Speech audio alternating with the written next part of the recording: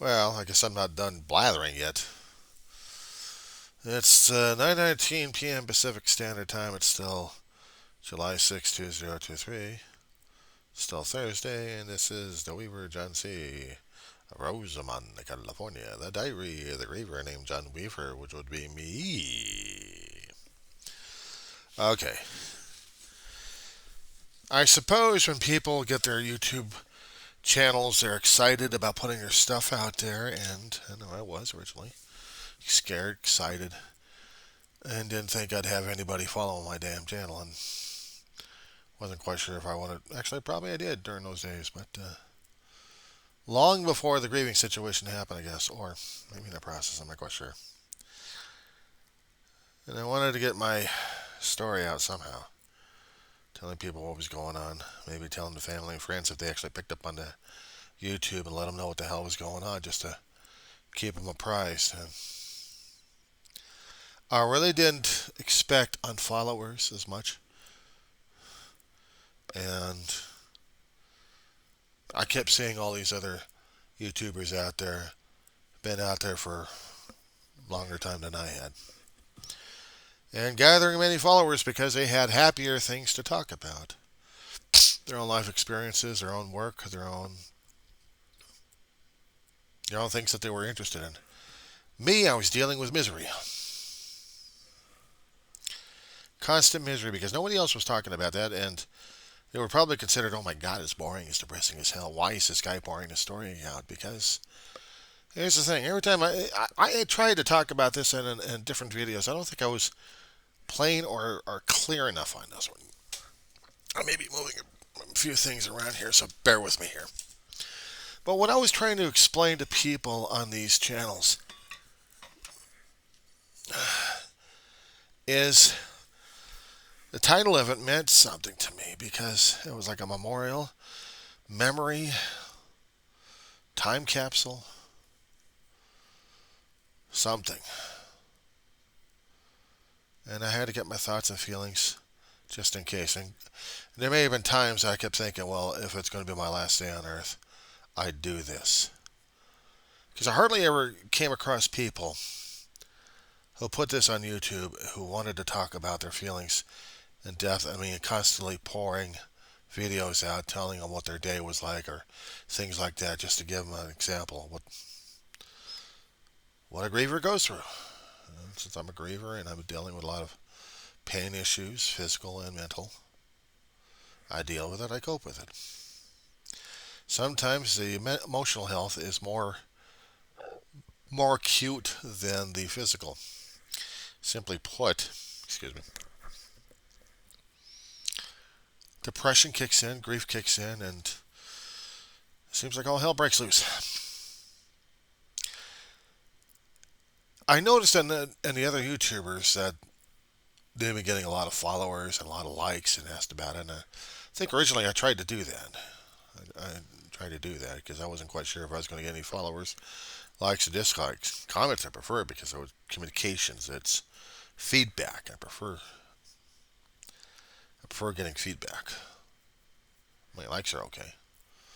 Likes tells the zeros and ones of YouTube and Google that I'm a worthwhile channel to be looked at and studied. And the more I would probably get, the more solidified in the systems I would probably be. And then the more subscribers would tell the zeros and ones at this point that maybe my channel is worth listening or watching. And I'm thinking to myself, I really must be that depressing as hell during those days. People get these awards because they've been on there for about several years and gathering strong followers and made their face out there, or just for the content that they have. But mine was just dealing strictly with raw emotions and feelings and thoughts that I've gone through my entire life. What could I possibly offer anybody out there except maybe elements of a story that maybe they could identify? I mean, if I was going to be pursuing it, maybe. Maybe in every video I should be asking for it, but I just wanted to get myself out there. just to let them know what's going on. If they liked it, fine. If they didn't like it, well, that's all right too. But I would prefer the feedback in the comments because then I could try to respond to them, either by video or by text. But just to let people know that, if you are going through the grieving and mourning process, if you're feeling suicidal because nobody else is paying attention to, I hadn't slit my wrists, but I came damn close. I've been medicated a long time ago for acne, and the acne damn near killed me because I had the suicidal thoughts and I almost came close to it. It screwed around with my neurochemistry to where I wanted to kill myself every single day. I just couldn't tell my family what the hell was going on. I mean, I was clearing up the face like crazy when I was a young kid. I mean, my acne was that bad. It was an attack of the killer's zits. So I had my primary care physician at the time prescribed Accutane. It was called AccuGold because it was that expensive, but it was well worth it because it kept me cleared up, and they were also doing every month or two blood work on me just to see how the liver was doing, because it also was cautioned that it might cause liver damage, as if I have enough problems with my body as it is.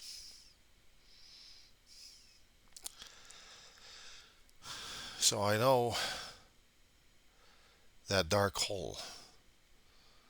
And since losing my mama back in 2013 and my big brother in 2018, the two major forces in my life, I lived with all my life. And now I struggle. And it's hard. Some days I feel like I don't want to get out of bed. I just don't want to take care of my dog, which depends upon me, and I depend upon her for emotional support. It's like I can clean up the stuff off the floor, but I can't get rid of the damn stuff going on inside my head or the feelings. I know some people might say, get drugs, talk to a doctor, get drugs, get medicated, try this and try that and try this and try that. And I'm like, no. Because I had enough of being a lab rat. I had enough of being a lab rat. I'm not a lab rat. Maybe we're trying to keep my mortal corpse alive. One thing. Screwing around with my damn neurochemistry. It's already screwed around as it is. And with the sleep issues I've got right now, I can also relate with people having that kind of issues. I don't sleep, I can't nap. It's getting into a routine at this point. My channel is very depressing, very dark, and sometimes not as comical or with laughter and smiles as some people would like. Because people would like those things because people are having a good old time in their life. This is the flip side. This is the opposite, okay? I mean, I had that time before social media kicked into my life. Now, I feel like I'm a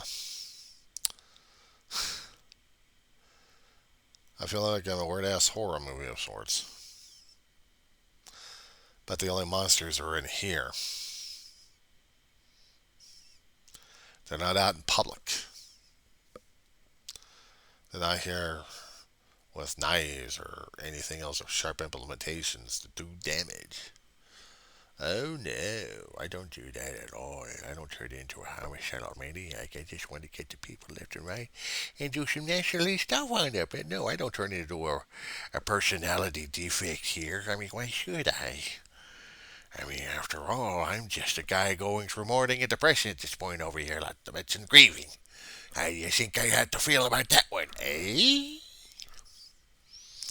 And I do characterizations of such things like this. Of the Mr. Hyde complex. This is just a characterization, you understand. I mean, you do understand, Think I'm a freak? Maybe I am a freak. Maybe I am. But I've been dealing with a lot of things. I'm so solitary and isolated over here. I might as well have the characters go having fun left and right on me. But then again, I may be a potential something or another that the zeros and ones will freak out about left and right, and then really give me some warnings on the damn channel left and right, saying this guy is dangerous because what he's representing here, of what he's doing. Ooh, what is this guy doing? He's weaving back and forth. What is with this behavior? And he's talking weird and cackling. So what does that mean to you? Am I not entertaining for you bored people out there? Then go away. I'll just be here, my solitary self over here. Of course, the zeros and ones won't like it, and I do conspiracy theories on some occasions. Of course, they're going to get me on that one too because I would say something about conspiratorial natures at this point over here, and they wouldn't like that. And neither would the other side of me. You know, I used to do damage control all that damn time. So now I think I better just lay off it, huh? Oh, I had to lay off of it. Yeah, I got to lay off of it. Yeah, I'm not an actor. I'm just flunking around. I'm freaking around.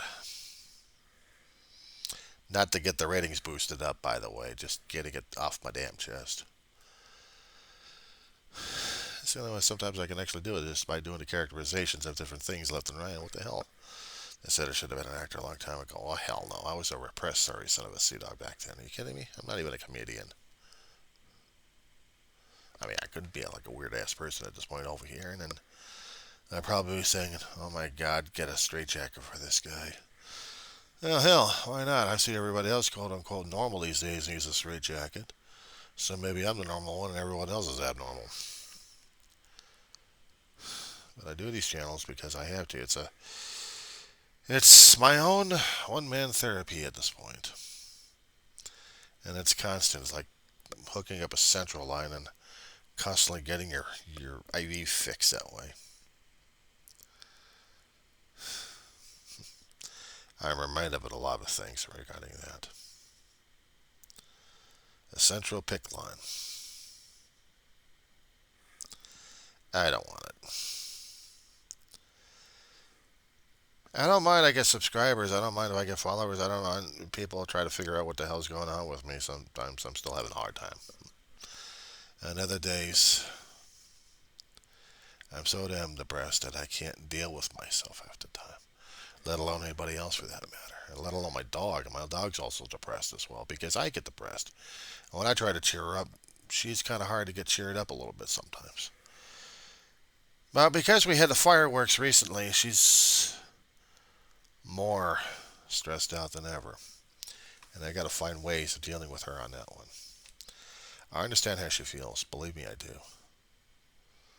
Nobody feels more about the damn fireworks than I do, and I'd seen too much results of it.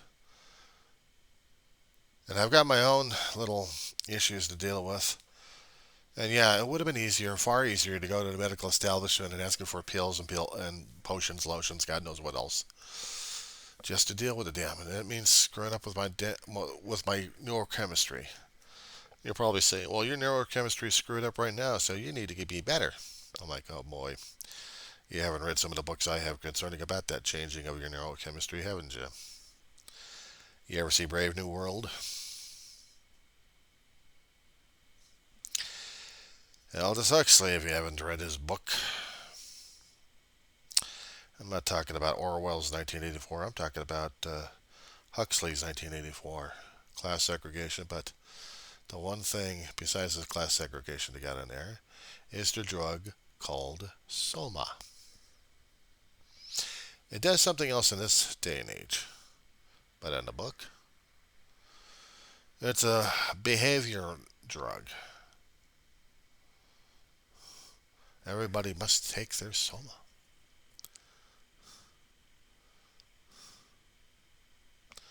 It makes you think and feel and act certain ways. And I'd already seen in real life how medicated people can be, including when they're doing self-medication of different drugs. So yeah, I've got an issue over that. I really got an issue over that one. Not to mention if I have the medical establishment telling me that in order to get myself sane, I have to be on drugs. Now that's not really funny for me because I already seen how my brother had been on drugs, on illicit drugs. I also seen how my mother had been on illicit drugs or over-the-counter drugs actually, and on medications that she depended upon for her behavioral modifications. You ever heard of a drug called decipramine? I'd seen that after so many years of using that drug, the body developed, and so does the brain, a tolerance level. And once that's been reached, it doesn't work unless you pump in the dosage or try another particular drug, or if you do a weaning out, the consequences of being dependent upon a drug. Even I'd seen my brother the same damn way in his own past. I vowed never again to be dependent upon any drugs like that in my life. Even if they're going to try to save my ass, I have to be dependent upon it for the rest of my life.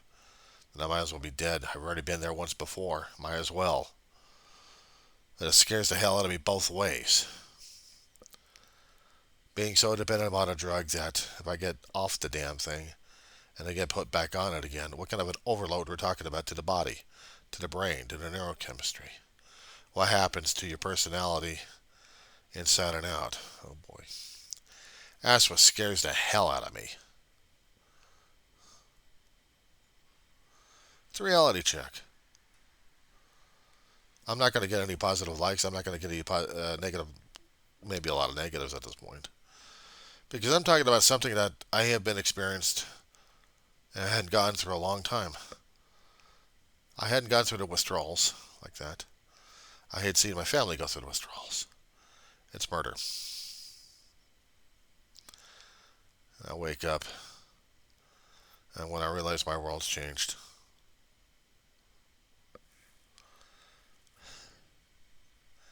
yeah. Yeah.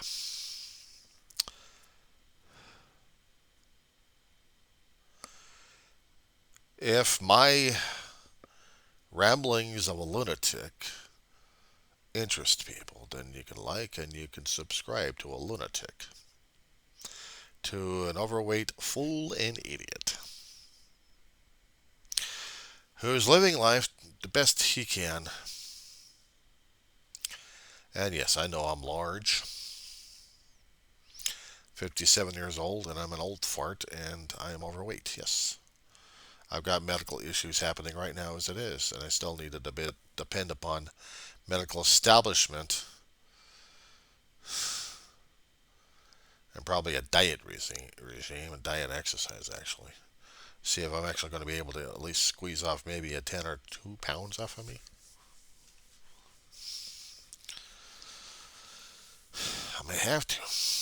I mean, I got a choice. I know the camera adds extra pounds as I look at it. But then again, I look at myself in the mirror, and this is what I am. So I deal with what I am. And yes, I would have to get some kind of regime going on just to salvage something of me. Maybe if the dopamine and the endorphins will kick up, maybe, just maybe, it'll be enough to get past the damn depression I have all the damn time. Said before, my channel is dark. I deal with the opposite end of people that are trying to have fun. I'm the opposite end. A guy struggling with it doesn't like anybody else trying to tell him that all these methods may or may not help, except probably to get me to addiction to the damn thing. And I don't want the damn addiction.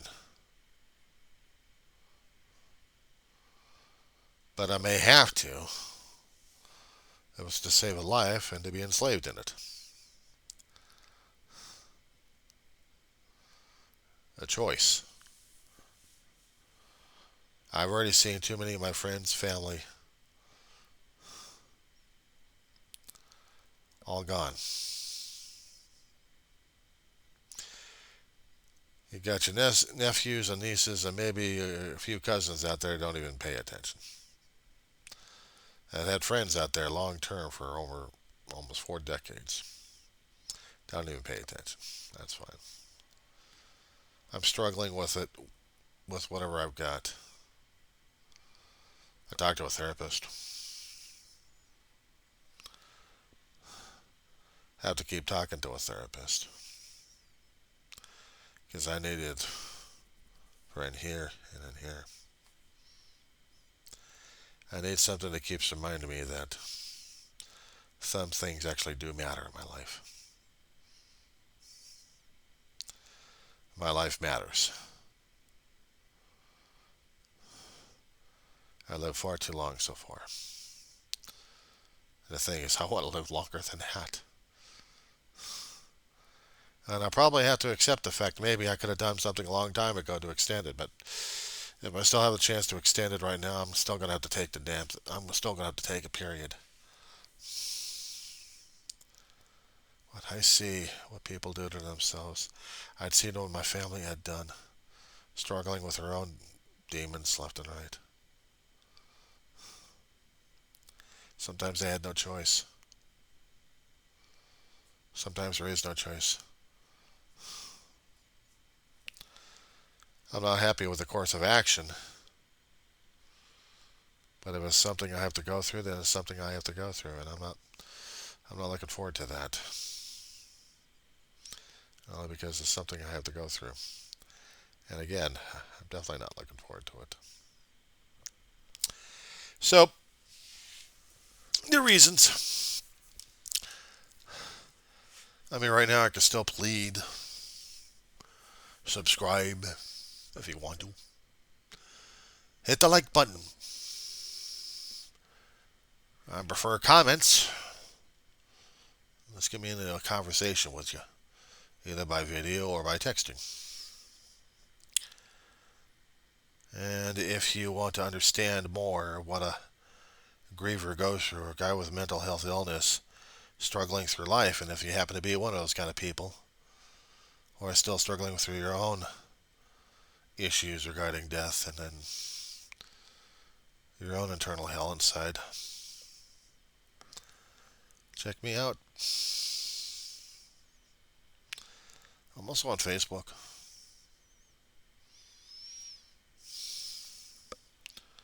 I'm there.